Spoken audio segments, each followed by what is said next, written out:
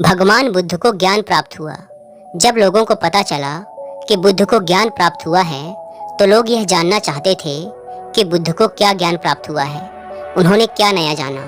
नया इसलिए क्योंकि संसार में पहले से ही ज्ञान का भंडार भरा पड़ा है और जिस ज्ञान को सब जानते हैं उससे अलग बुद्ध ने क्या जाना। एक दिन बुद्ध के पास एक व्यक्ति आया और उसने बुद्ध से कहा, हे बुद्ध, मैं एक ज्ञानी व्यक्ति हूँ।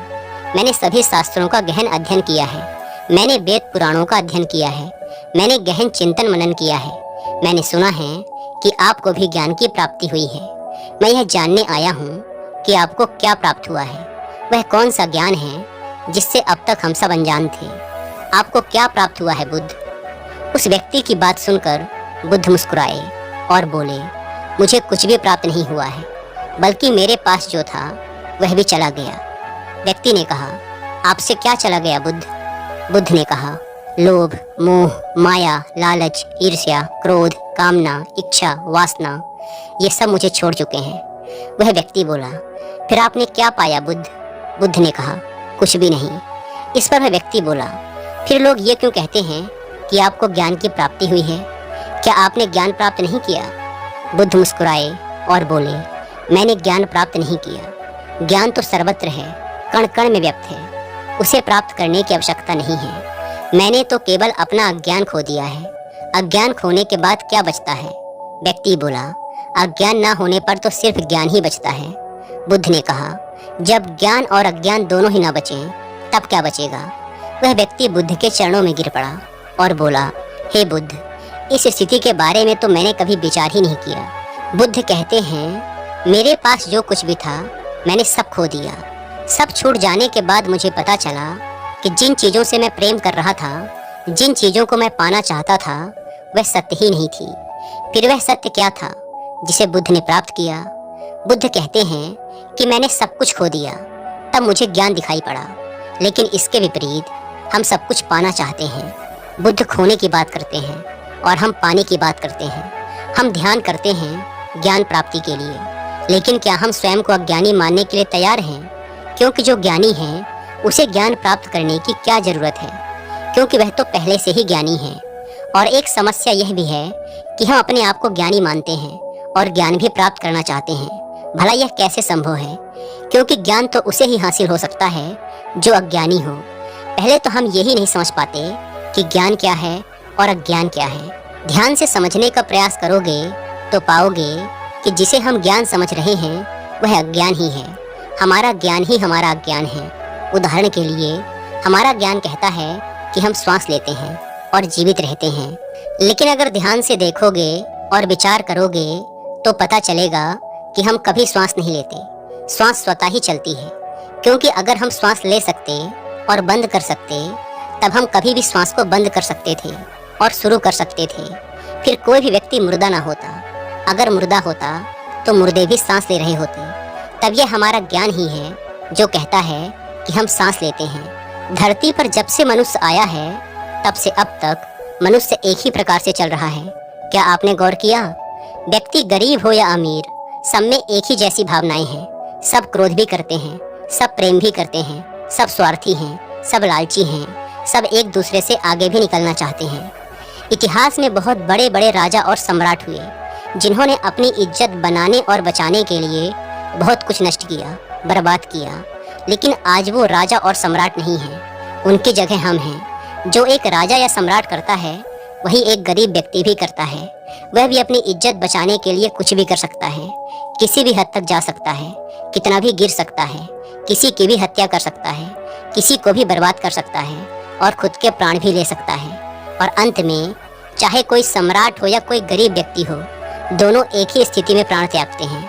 एक सम्राट हो सकता है कि युद्ध के मैदान में अपने प्राण त्यागे, और एक गरीब व्यक्ति हो सकता है कि अपनी झोपड़ी के बाहर खुले मैदान में प्राण त्यागे। लेकिन प्राण निकलने में पीड़ा तो एक जैसी ही होती है।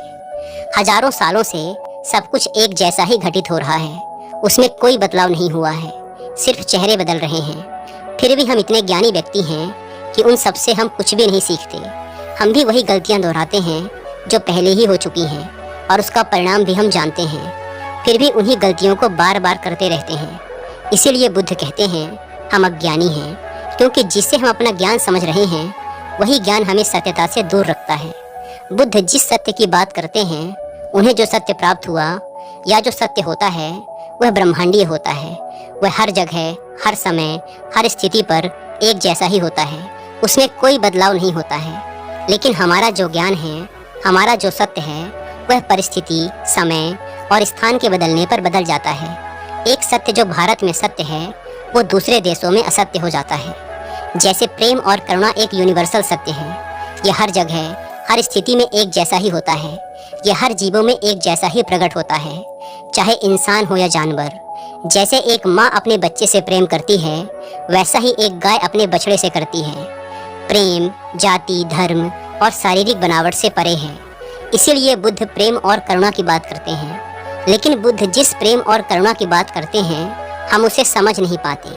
प्रेम तो हम भी करते हैं, लेकिन क्या वास्तव में हम प्रेम करते हैं?